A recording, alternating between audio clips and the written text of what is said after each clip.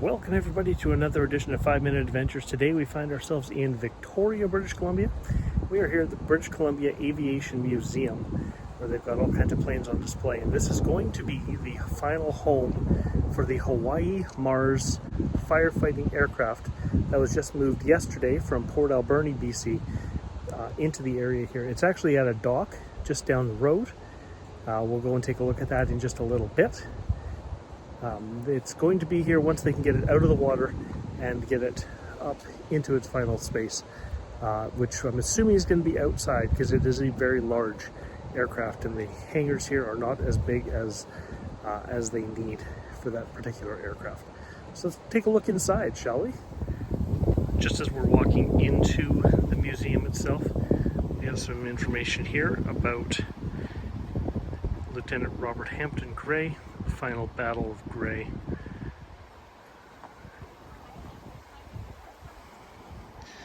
By all means, pause it, take a look at that. He's well deserving of all of the awards and medals that he got over his career. So as we walk into the museum here, this section that we're going to walk down first is all dedicated to water aviation, planes that can take off and land on water. So let's take a look at a few of these. Here we have the Royal British Columbia Museum Fleet Model 2 biplane. Here's some information if you want to pause and read that. We have some models of some different planes.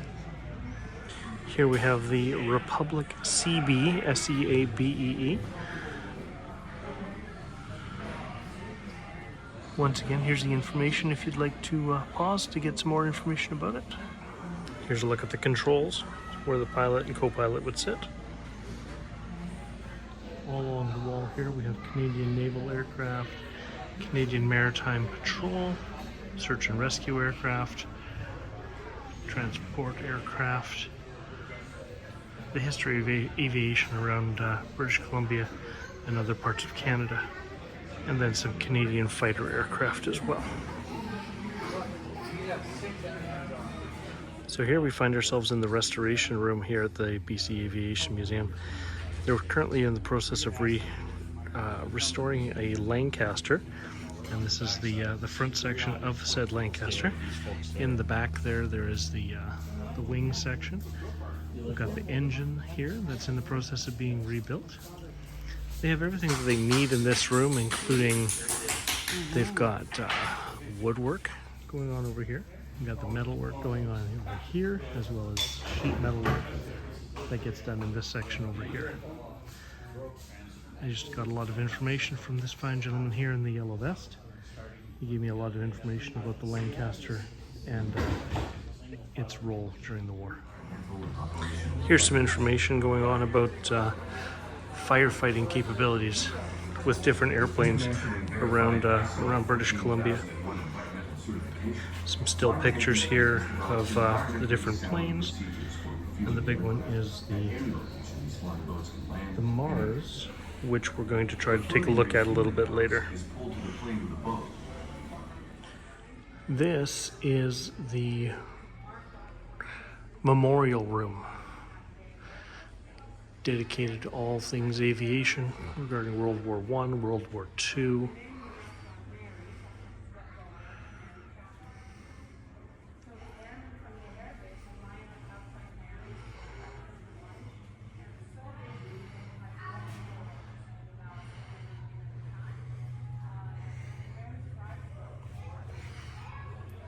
Some scale models, different planes that would have been used in 1940, different pilot uniforms, boots, helmets, etc., gloves, some medals down there.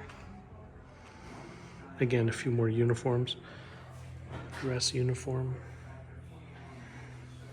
some of the female uniforms as well.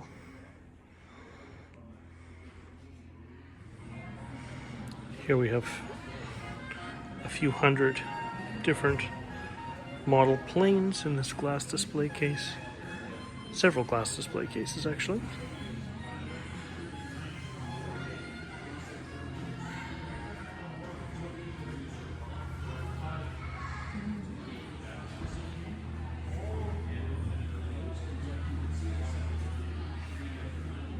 This one's displaying all kinds of fighter jets, Canadian fighter jets, French, British, etc.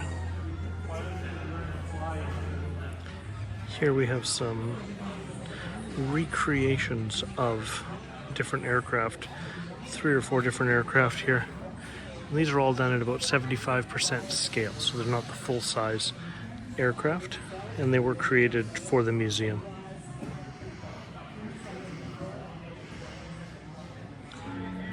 Here we have hanging from the ceiling the Gibson twin plane, a recreation of it.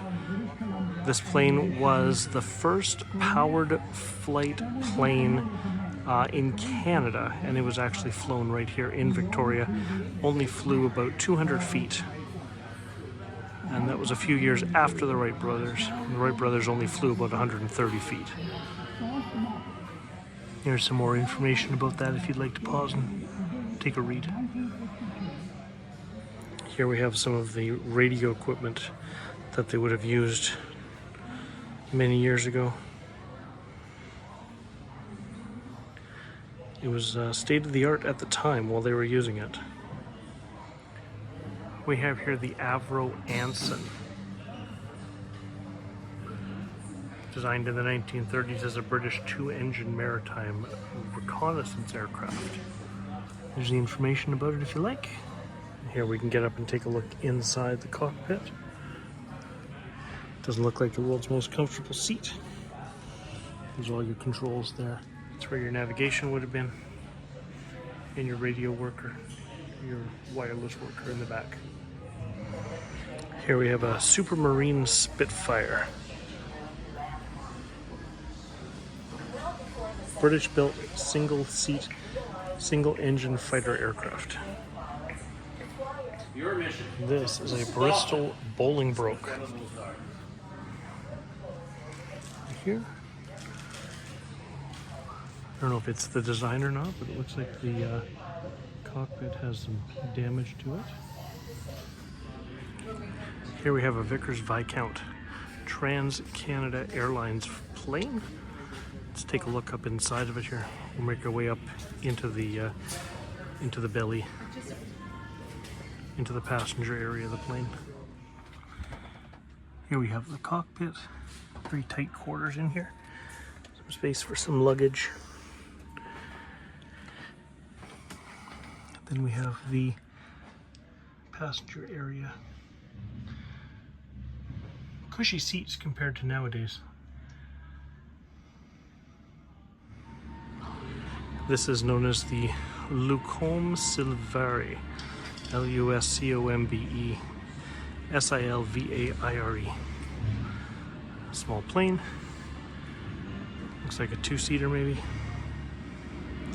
And here we have a Kamov helicopter. Kamov KA-32. Rotors all folded up there for storage. Fairly large helicopter. This looks to be about the size of the helicopter that the President of the US would fly in. Only much older, of course.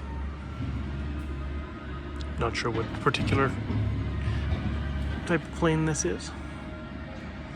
Maybe leave me a comment down below if you know what it is. And then here we have a Stinson Reliant SR-9E.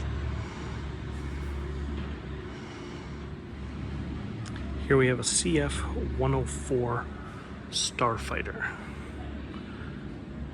Looks like it's in the process of being restored. I sincerely doubt that those are the actual wings for this plane. I would assume that the actual wings would be a little bit longer. And then stored vertically here, we have the Shredder sailplane. So it's a engineless glider. Get towed behind a small plane and glide for as long as you can, taking advantage of all of the up currents, giving you your altitude that you need to stay up. So now we've made our way out to the exterior static display. We've got 4 planes planes on display out here. Take a closer look at each of them. There doesn't appear to be information placards on these like there are on the ones inside. So we'll just have to admire them for the beauty that they are. This particular one with the folding wings most likely would be for storage on an aircraft carrier. Fold it up, that way you can put more planes into a smaller area. This particular Con Air, you can see the bomb storage in the belly of the plane there.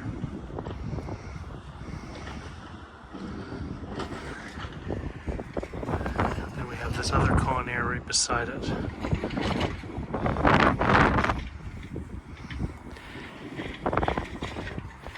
And this one, I believe, is a firefighting plane. I believe that you fill the bottom with water from tackling forest fires, which we have many of here in British Columbia. Let's go up and take a look inside. Not a lot of seating in here. It is tall enough for me to stand up in, which I appreciate.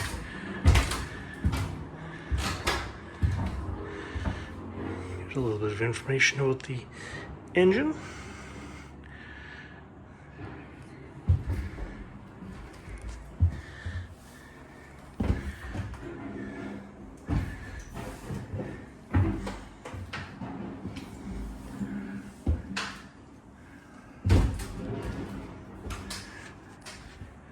There we go.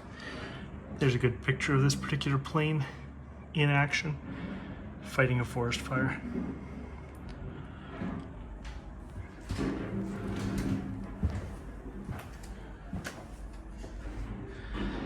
This is actually the world's first Convair 580 air tanker. The very first one that was converted.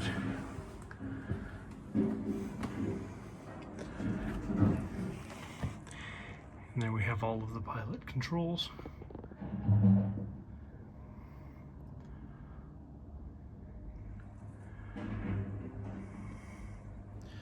So that's going to do it for our time here at the actual Aviation Museum, located right beside the Victoria Airport in British Columbia.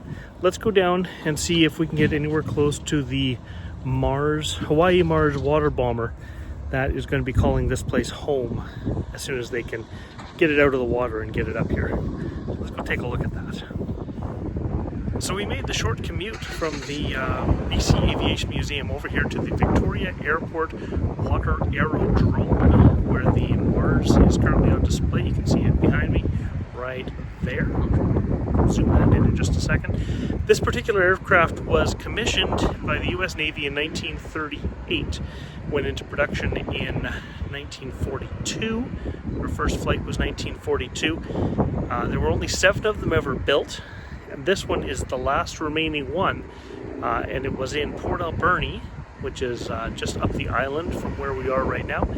And it was flown yesterday, August the 11th, 2024, to this particular location. And from here, it will be somehow moved onto land and to the museum that we were just at. So let's take a closer look at it here with the zoom lens, because security won't let us get any closer than this. So here it is. Hopefully you can hear me. It's a little windy here today. So here it is. That is the 4-engine Hawaii Mars water bomber plane. It was originally for the US Navy as a long-distance ocean, basically as a lookout plane. And it was converted later into being able to fight forest fires. So there it is. It was brought here yesterday evening. It was flown in formation with the Royal Canadian Snowbirds. I'll throw some pictures of some still pictures of the planes as they were flying from Port Alberni to here. So here it's going to sit for somewhere between 2 and 4 weeks before they can put it on some sort of dollies or trucks or something and move from here over to the museum.